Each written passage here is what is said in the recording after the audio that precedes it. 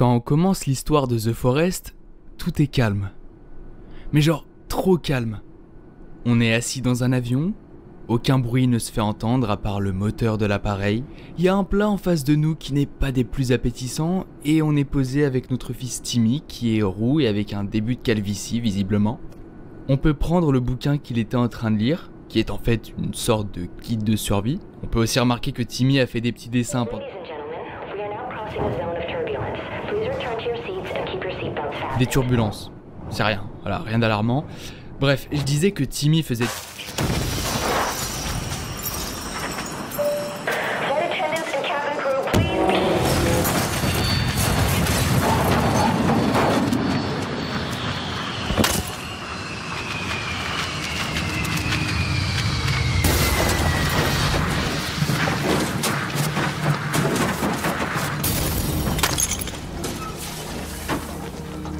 Au cas où vous auriez pas compris, on vient de se cracher. Mais heureusement, on n'est pas mort. Par contre, pour ce qui est de Timmy...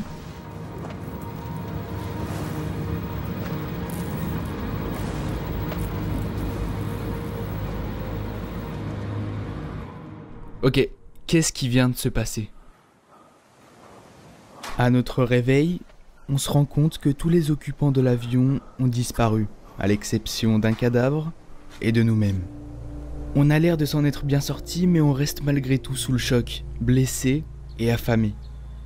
On peut récupérer une feuille dans laquelle on peut voir le nom de tous les passagers de l'avion, dont nous-mêmes, Eric Leblanc. On peut sûrement se dire à ce moment-là qu'on va devoir tenter de retrouver tout le monde, sauf qu'en trifouillant un peu partout, on trouve de la bouffe, des outils, des médicaments, de quoi boire et de quoi survivre comme une hache. Et c'est flippant. Parce que si la plupart des passagers ont survécu et qu'ils sont partis survivre dehors, pourquoi ils ont tout laissé ici?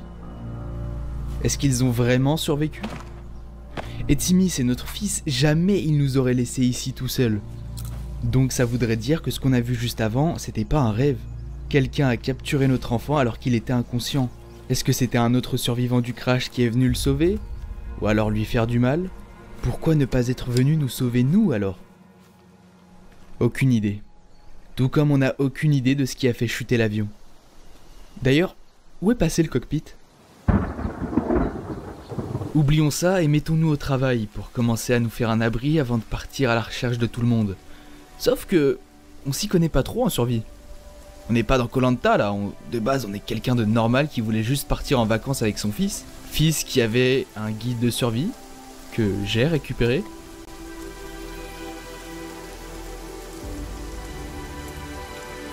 Ok, je crois que je peux commencer à créer quelque chose de pas mal.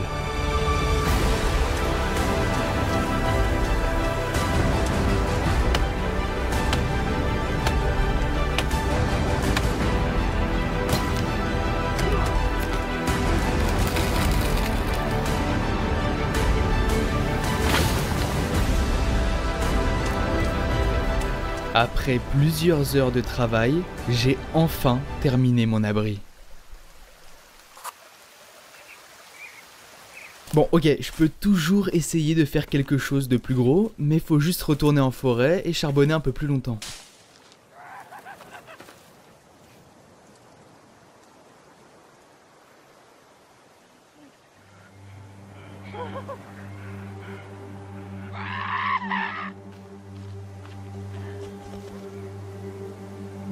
Faut croire que je suis vraiment pas seul sur cette île. Je me suis mis à suivre ce gars qui se comportait comme un animal, et il m'a mené tout droit à son village. C'est en s'approchant que j'ai compris que c'était pas un survivant du crash, mais le membre d'un peuple indigène qui doit vivre sur l'île, et faut croire qu'ils sont cannibales. Il y a des restes de corps humains attachés à des fils, il y a même des totems bizarres faits à base de cadavres aux alentours, pour je ne sais quelle raison, et surtout, il y a bien des passagers de notre avion, du moins, ce qu'il en reste. La nuit commençait à tomber et il fallait que je me mette à l'abri au plus vite pour éviter une embuscade. Mais ce qui devait arriver arriva.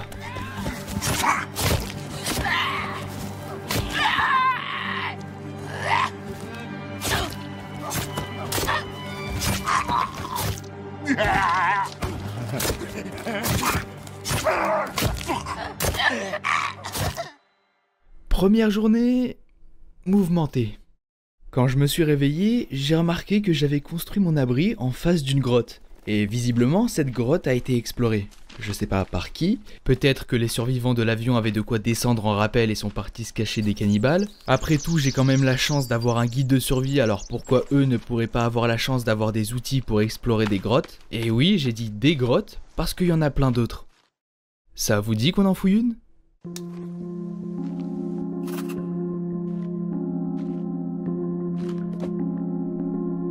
Bon alors, qu'est-ce qu'on peut bien trouver dans un endroit aussi sombre? Déjà, si vous pensiez être à l'abri des cannibales, vous allez être déçus.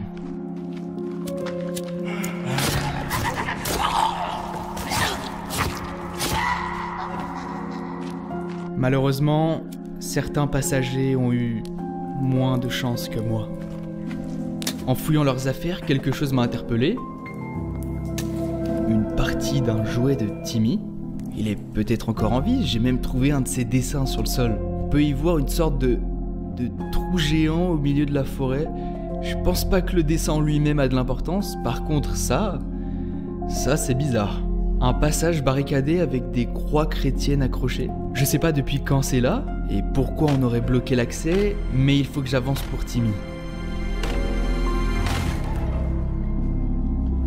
En m'enfonçant dans la grotte, j'ai pu trouver un recycleur d'air avec des bouteilles d'oxygène pour pouvoir respirer sous l'eau. C'était sur le cadavre d'un ancien survivant, mais étonnamment, il a l'air plus ancien que les autres celui-là. Mais c'est pas le moment de réfléchir.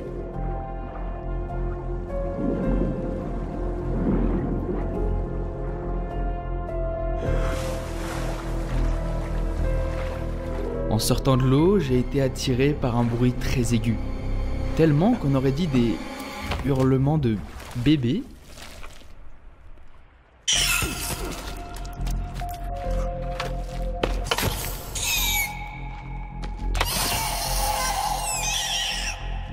Ok, alors ça, c'était clairement pas humain. Il y a vraiment quelque chose qui cloche sur cette île. Et encore, je vous ai pas parlé de cette porte qui se trouvait aussi sur mon chemin. Elle était faite d'une matière très étrange. Et la façon de l'ouvrir était assez originale.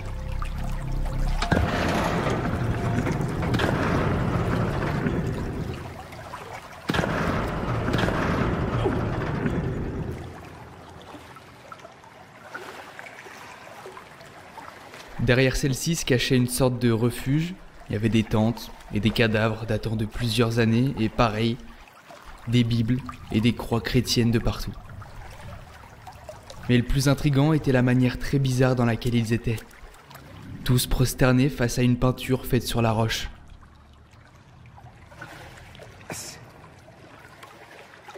Aucune idée de ce que c'est. En fouillant un peu plus, je suis tombé sur une sorte de portrait d'une créature imaginaire qu'ils appelaient Virginia. En continuant la piste dans l'eau, je suis tombé face à plein de bibles qui m'ont comme indiqué une sorte de chemin. De la lumière commençait à se faire voir, et c'est comme ça que ma première excursion s'est terminée.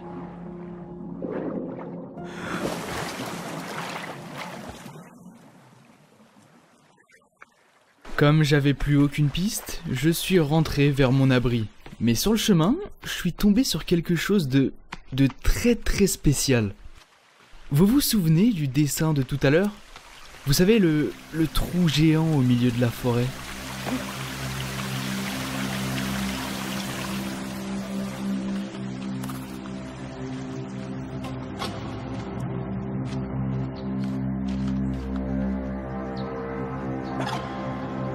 Je parie tout ce que vous voulez qu'il y a un moyen de descendre. Le lendemain, je suis allé dans une autre grotte, histoire d'avoir plus d'infos. En m'aventurant dans celle-ci, je suis tombé dans un coin rempli de colis et de valises. On aurait dit un lieu de stockage, c'était très très bizarre. Il y avait de la dynamite de partout, une hache plus moderne que la mienne, un rapport dans lequel il était écrit qu'une femme nommée Jessica Cross aurait été tuée avec des coups de couteau, et enfin une sorte de pot de peinture rouge avec un pinceau. C'est marrant, mais le gars qui a capturé Timmy, il était pas couvert de cette peinture rouge. Elle sert à quoi au juste? Je suis alors ressorti vite fait dehors et j'ai remarqué que les cannibales ne m'attaquaient plus. Encore mieux, ils se sont mis à me prier.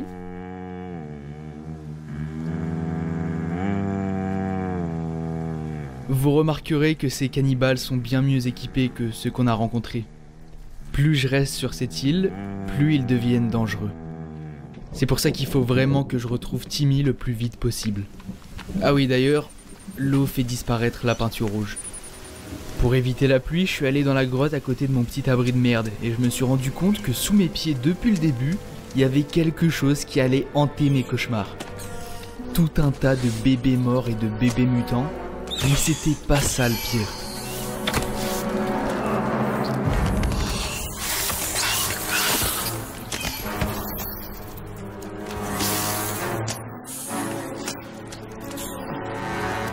Heureusement que je me suis rappelé que j'avais de la dynamite sur moi.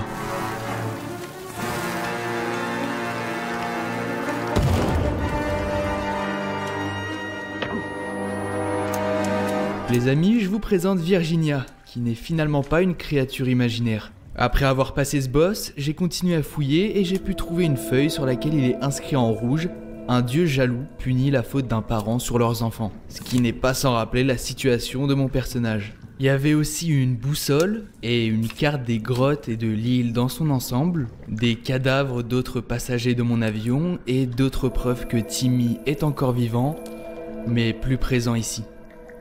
À un moment, je me suis quand même dit d'arrêter de trop me focaliser sur les grottes et d'explorer un peu plus la surface de l'île. Et honnêtement, j'ai bien fait. J'ai trouvé un petit yacht et sur la plage d'en face de lui, j'ai trouvé ça, des requins échoués. Alors certes, ils sont morts, mais ça veut dire qu'il peut y avoir des requins dans cette eau.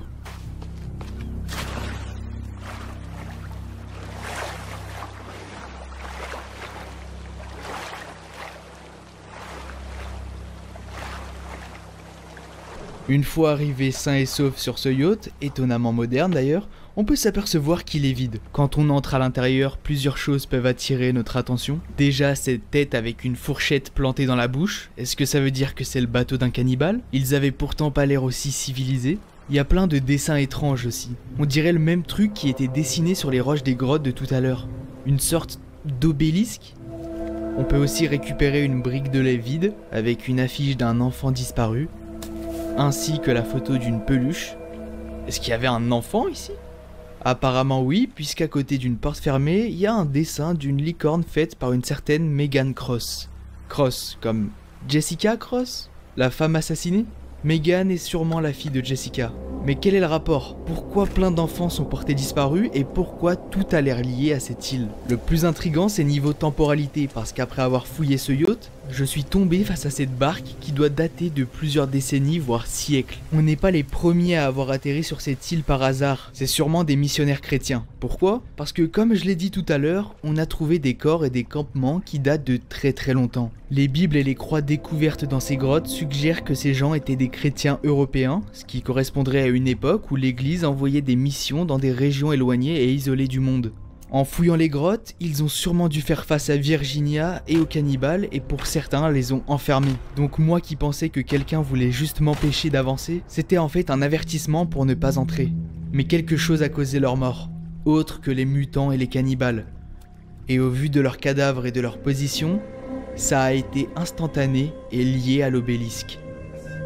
Juste à côté de la barque se trouvaient des conteneurs d'une entreprise du nom de Sahara Therapeutics. Alors rien qu'au nom je me doute que c'est quelque chose lié à la médecine. Au début je me suis dit que ça devait être eux qui étaient à l'origine de la création des mutants, mais l'entreprise est beaucoup trop récente. Et on sait que Virginia était là à l'époque des missionnaires. Donc qui sont-ils? Je me suis dit que certaines réponses pourraient se trouver dans la grotte d'à côté. À l'intérieur, un des chemins était barricadé, et maintenant qu'on sait ce que ça veut dire, on sera moins surpris de ce qu'il y a derrière.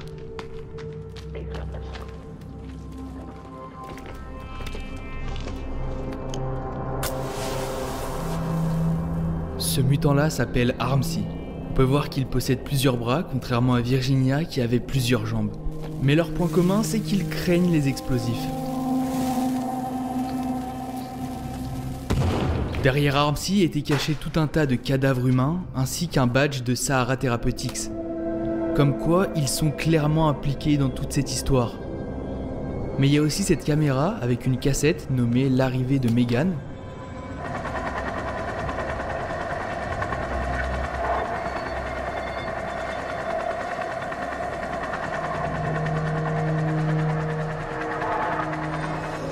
Oui, c'est la même Megan qui se trouvait sur le yacht, Megan Cross. Cet enregistrement apporte plus de questions que de réponses, parce qu'on voit qu'elle est venue sur l'île avec un hélicoptère. Donc quel est le rôle du yacht dans cette histoire? Et pourquoi Megan est importante au point qu'une cassette vidéo est faite à son nom? Bref, pour se détendre un peu le cerveau avec toutes ces questions à la con, on va faire un truc rigolo. Vous savez ce que ça fait quand vous mélangez du gaz et du feu? Bien sûr que vous savez ce que ça fait. Dans ce cas-là, vous êtes au courant de ce que je vais faire avec les deux trucs que j'ai dans les mains.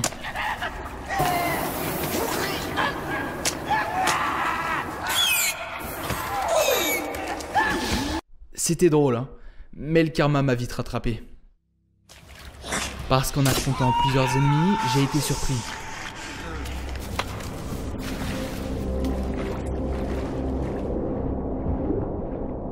Surpris parce que je venais de me rendre compte que Virginia, c'est pas le prénom qu'on donnait à la créature de tout à l'heure, mais le nom de son espèce, parce qu'elle n'est pas seule sur l'île. Ce qui veut dire qu'il y a d'autres Aramsi, voire d'autres espèces de mutants que j'ai pas encore rencontrés. Je venais aussi de me rendre compte que dans ces grottes, il y avait plein d'outils modernes qui n'appartenaient pas aux passagers de l'avion. Ce qui veut dire que d'autres personnes, hors les missionnaires chrétiens, sont déjà venus sur l'île.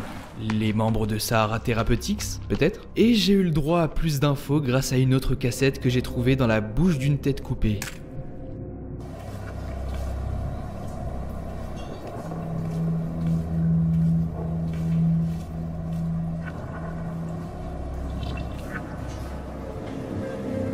Megan était dans un fauteuil roulant. Est-ce qu'elle était malade? C'est peut-être pour ça qu'il y avait des cargaisons de Sahara Therapeutics. Si cet enregistrement fait bien suite au premier, il y aurait donc un laboratoire secret caché sur l'île. En explorant un petit peu plus les environs, on peut tomber sur d'autres passagers morts, dont un qui possédait un texte où il est écrit « Une personne à la haine sombre qui essaie de vous faire du mal disparaîtra bientôt de votre vie et vous serez extrêmement heureux ». En suivant un autre chemin, je suis tombé face à une roche fragile qui bloque l'accès. Heureusement que le guide de survie nous apprend à fabriquer des bombes artisanales à partir de pièces détachées parce que sinon je serais resté coincé. Pas loin derrière se trouvait un autre campement, sauf que celui-ci avait l'air beaucoup plus moderne. Il y avait encore un dessin de l'obélisque mais cette fois-ci beaucoup plus détaillé. Les gens ici devaient étudier les grottes pour le trouver, mais dans quel but? En tout cas, un de ces gars n'aura pas survécu. Et la suite devient un petit peu répétitive. On ramasse des dessins de Timmy, on trouve des anciens camps de missionnaires, des cadavres de passagers, des documents sur des enfants disparus, et on affronte évidemment des mutants dégueulasses. D'ailleurs, je pense que les mutants ne sont pas forcément des choses difformes, mais aussi humanoïdes.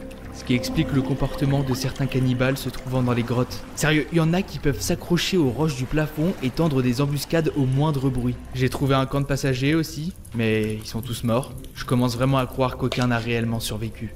Par contre, certains avaient des trucs vraiment sympas pour survivre. Je sens que mes prochains affrontements vont être vraiment marrants.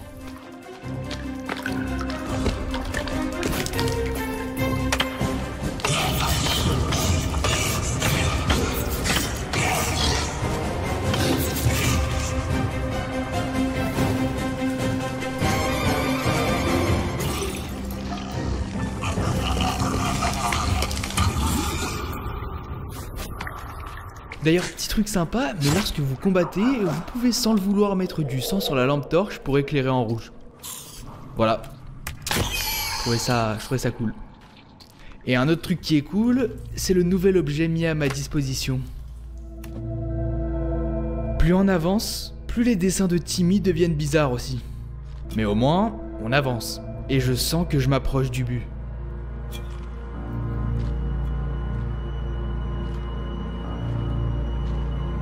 Peut-être vais-je avoir le droit à des réponses? Non, toujours pas. Par contre, il y a un hélicoptère. Il a pas l'air d'être en bon état, mais ça a pas l'air de venir d'un crash, ce qui veut dire qu'il y a quelque chose à voir en bas. Mais vous savez quoi? On va faire une petite pause.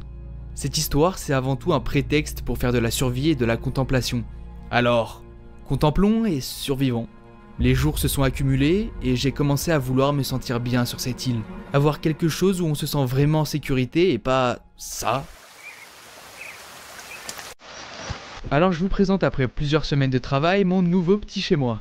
Installé à côté d'une petite cascade d'eau, j'ai installé un jardin avec des plantes qui font pousser de la bouffe. Et pour ce qui est de récupérer de l'eau potable, c'est pas forcément important d'en parler. Pour éviter qu'on m'attaque, j'ai mis des remparts autour de ma maison. Évidemment, j'ai laissé un moyen d'ouvrir pour moi. Mais au cas où, j'ai toujours un moyen de partir dans les hauteurs avec mon ascenseur personnel.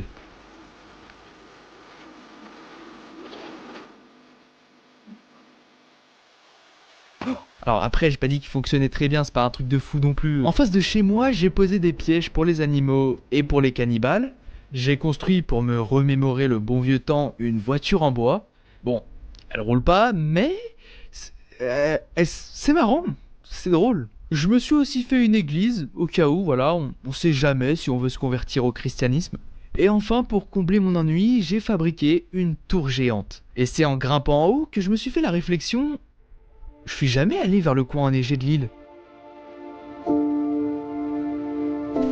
Bon, c'est vrai que si j'y suis jamais allé, c'est parce qu'on sky les miches dans ce coin-là. Et j'avais peur de crever de froid. Mais avant de me faire la réflexion de me barrer, j'ai vu ça.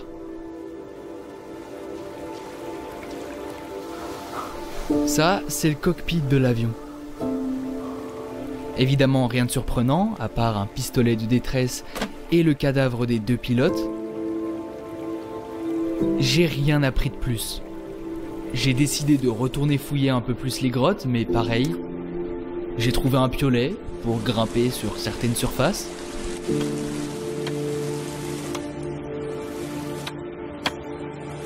Voilà, c'est génial. J'ai encore eu le droit à un faux espoir. J'ai envie de dire que je suis au fond du gouffre, mais c'est plus mentalement que littéralement. Mais au moins j'ai pu trouver un enregistrement.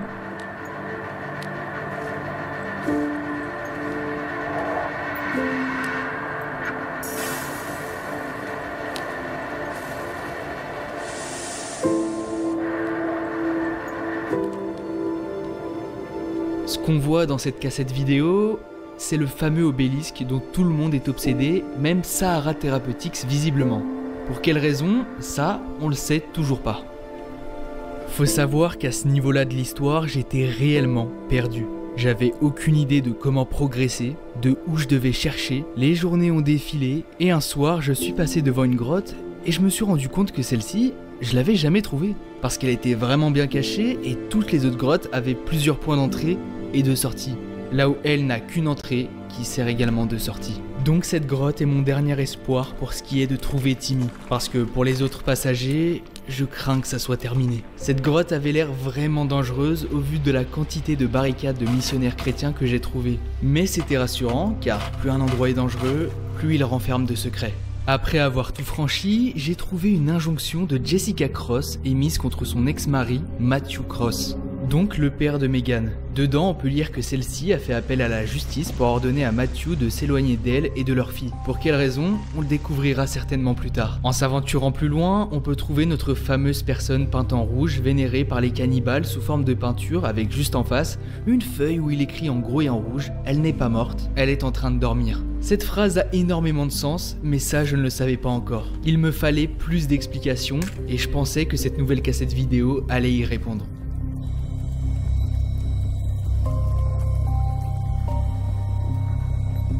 Bordel, c'est quoi ce délire avec les gosses sur cette île? Et pourquoi je trouve plein d'infos que je ne peux même pas mettre en lien tellement c'est le bordel? Je trouve maintenant un morceau du jouet de Timmy, ça n'a aucun sens. Mais vu à quel point je me suis enfoncé dans les profondeurs de la grotte, et vu que c'est la dernière que j'ai trouvée sur l'île, derrière, il ne peut y avoir qu'une seule chose, le fond du gouffre. Le problème, c'est qu'il fait nuit. Et vous voulez savoir un truc marrant? À ce moment-là de l'histoire, j'étais dans le mal absolu. J'avais plus de quoi me nourrir, m'éclairer, boire, me reposer, me réchauffer. Ce qui veut dire que mon perso était faible. Mais genre, faible au point que je ne pouvais presque même plus me battre. Je perds de la vie toutes les 15 secondes, je dois m'éclairer au briquet et aux fusées éclairantes. Et tout le long voyage que j'aurais fait pour en arriver là aurait servi à rien si je venais à crever. Autant vous dire que mon niveau de stress était à son paroxysme.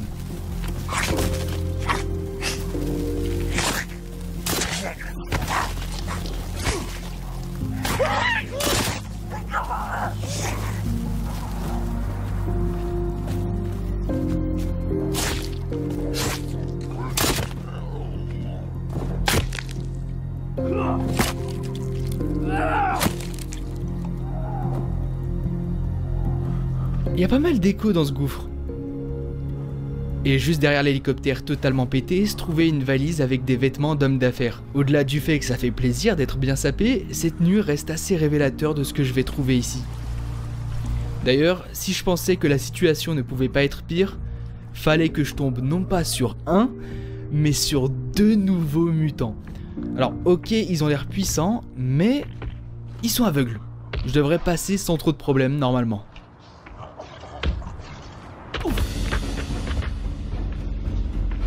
Ok, j'étais vraiment au bord de la mort là. Alors j'ai pas cherché plus loin et je suis allé me réfugier sous l'eau. Et par chance, il y avait une faille qui menait à un autre endroit.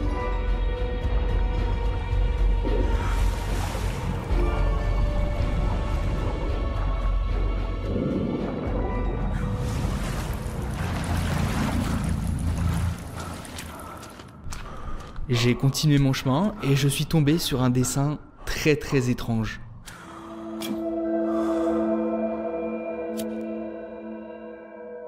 Avec juste en face une porte avec un scanner magnétique. Et si vous vous souvenez bien, j'avais déjà récupéré dans une grotte une carte magnétique abandonnée de Sahara Therapeutics. Je crois savoir où j'ai atterri.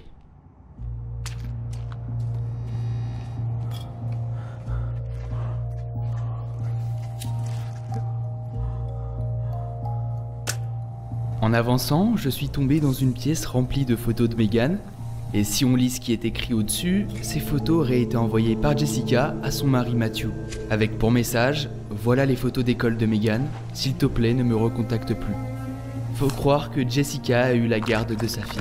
En se faufilant dans les sous-sols de cet endroit, on peut tomber sur un coin avec des coussins, des jouets et de quoi boire. Quelqu'un avait l'air de vivre caché ici. En retournant à la surface, j'ai atterri dans un endroit très spécial. Un endroit avec de quoi me ressourcer, Dieu merci, mais surtout un endroit qui a confirmé tous mes doutes. Voilà donc le fameux laboratoire caché. Si vous vous demandez pourquoi il est vide et que c'est le bordel, un enregistrement va répondre à ces questions.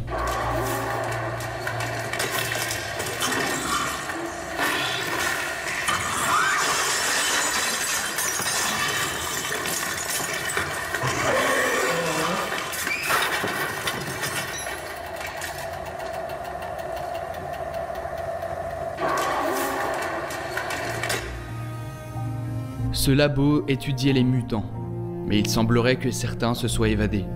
Ce qui explique pourquoi le gouffre en était rempli et que l'hélicoptère a été détruit sans jamais avoir vraiment quitté le sol.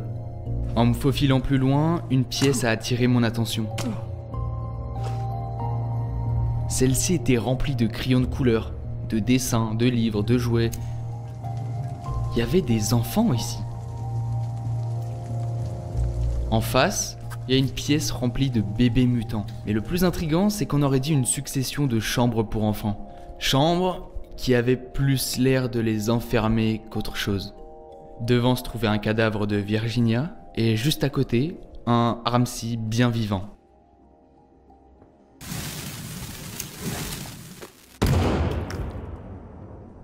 Du moins, était vivant.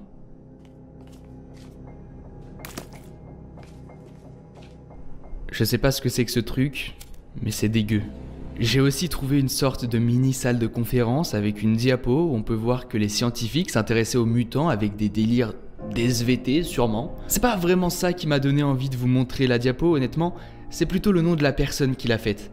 Matthew Cross, ex-mari de Jessica Cross et père de Megan. Il portait donc un intérêt dans le projet Jarius, qui avait pour but de trouver un moyen d'améliorer la longévité de la vie humaine. Et apparemment, les tests se faisaient sur des enfants, puisqu'on peut voir une courbe des parents prêts à dépenser de l'argent dans ce projet. Pour je ne sais quelle raison, l'obélisque était aussi impliqué, au point que ça avait même l'air d'être l'élément principal pour mener à bien ce projet. Par contre, c'est bizarre parce qu'apparemment, Matthew Cross aurait été viré de chez Sahara pour utilisation contraire à l'éthique et inappropriée de l'équipement de l'entreprise. Mais bon, heureusement, la plupart de nos questions vont enfin trouver des réponses dans cette pièce. Ok, par où on commence ? Déjà, faut savoir que si l'obélisque est tant important, c'est parce qu'apparemment il aurait le pouvoir de ressusciter les morts, et serait à l'origine de la création des mutants sur l'île. D'ailleurs, son origine est inconnue. Il est tellement ancien qu'on n'est même pas sûr que ce truc vient de la Terre. Est-ce que ça serait un artefact extraterrestre? Ou alors la création d'une civilisation très ancienne et intelligente qui aurait vécu sur l'île? Ce qui pourrait être la raison pour laquelle on retrouve toutes ces portes bizarres sur la map, qui sont faites de la même matière d'ailleurs. Et ça expliquerait aussi le pourquoi du comment il y a plein de totems et de personnes vénérées par les cannibales et mutants. Ces êtres aux technologies inexplicablement surnaturelles sont devenus des figures divines pour les membres de l'île. Et ce qui nous fait comprendre pourquoi les missionnaires chrétiens sont venus jusqu'ici. Ils étaient eux aussi attirés par ce que l'on peut maintenant appeler l'obélisque de la résurrection. Malheureusement, ils sont tous morts d'un coup. L'explication serait que l'exposition à des radiations ou des champs d'énergie provenant de l'artefact pourrait avoir causé leur mort, figés dans des positions précises au moment de leur décès.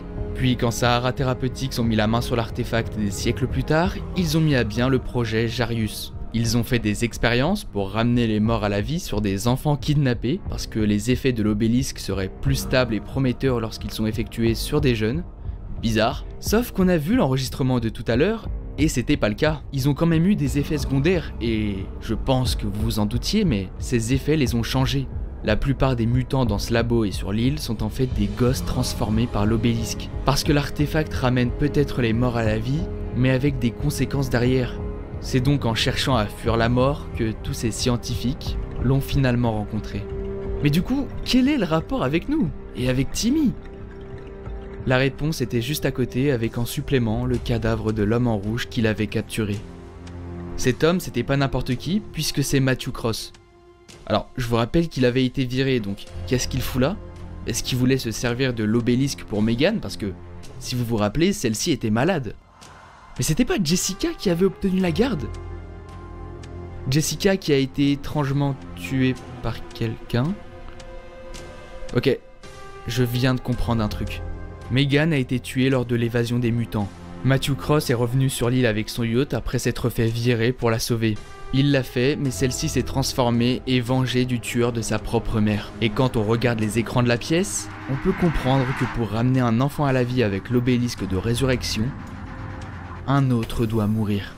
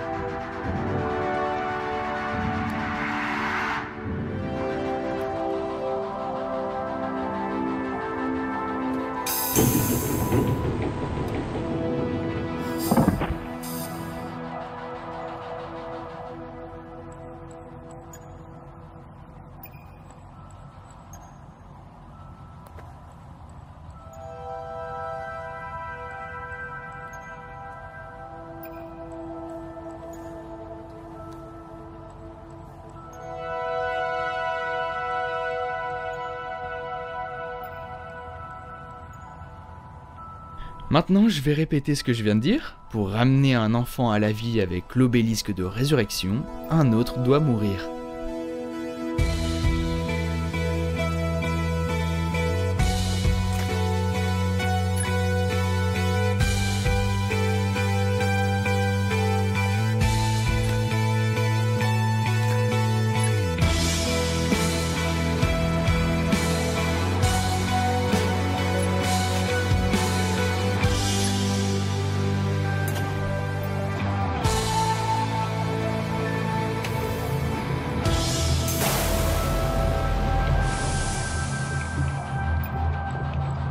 Et sans trop vous donner d'indices, l'autre enfant encore en vie est une gamine qui sait pas dessiner les licornes.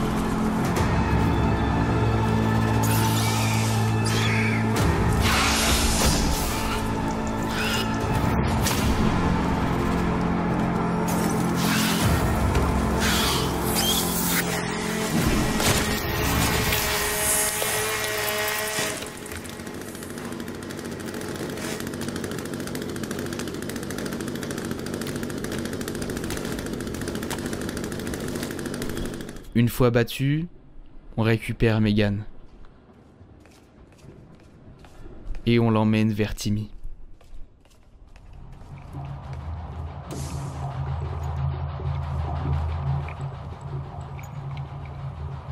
Ensuite, on la place dans l'artefact.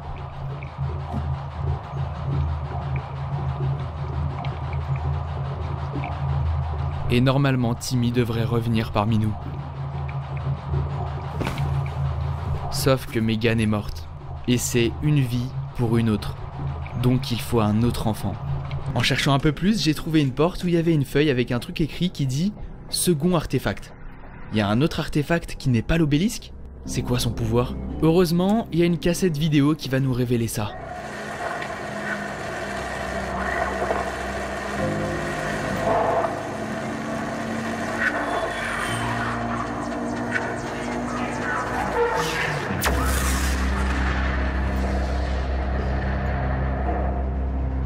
Le second artefact est un appareil qui est donc capable de créer de puissantes ondes énergétiques. Tellement puissantes qu'elles seraient capables de faire crasher un avion. Et maintenant, je vous laisse comprendre pourquoi on a atterri ici. Et si vous avez déjà compris, alors sachez que la boucle est sur le point de se répéter.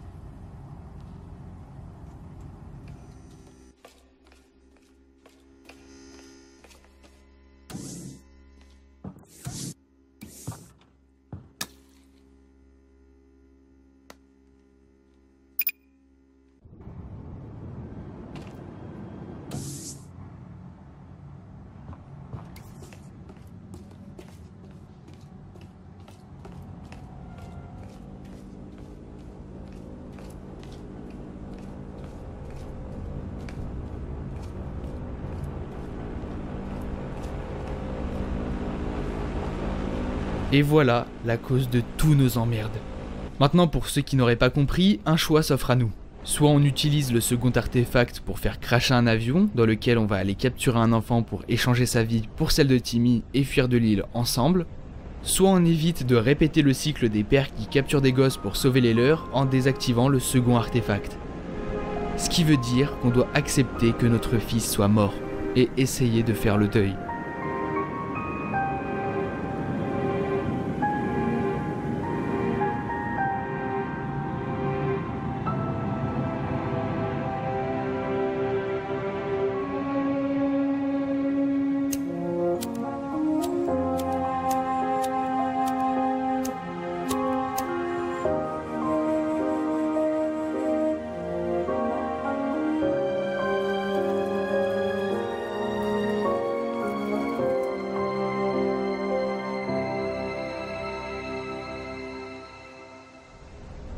Mais évidemment, en tant que père, on risque pas de faire ça.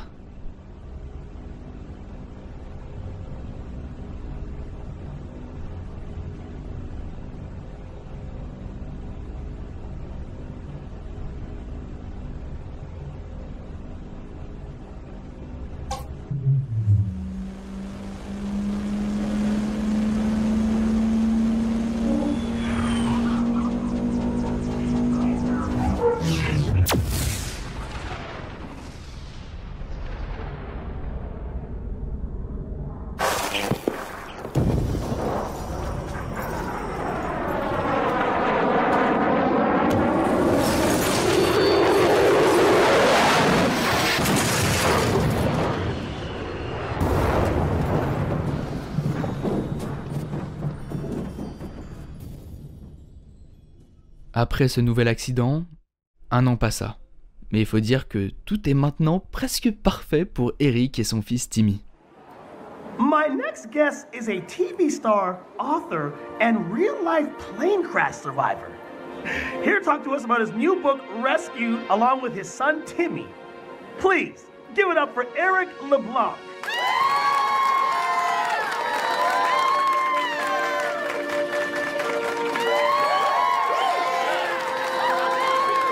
Nice to meet you, man. That's one hell of a story. So let's jump right into it. You've written a harrowing tale of survival and adventure with a plane crash. Look, you can see it on the cover. I feel like you're really blurring the lines here between fact and fiction. Oh, is that the axe? Hey, do y'all want a demonstration? Okay, we've got a setup right over here. Come on, don't leave me hanging. Come on, everyone. All of you want to see this too, right? What do you say? Well, come on, everyone.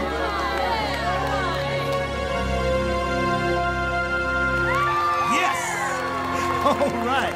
Grab Timmy and let's head on over. Watch your step now.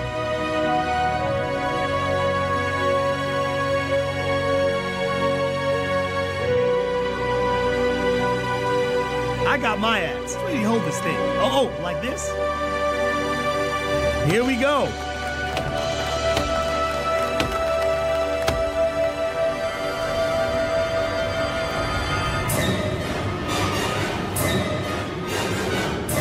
Huh? Is he okay?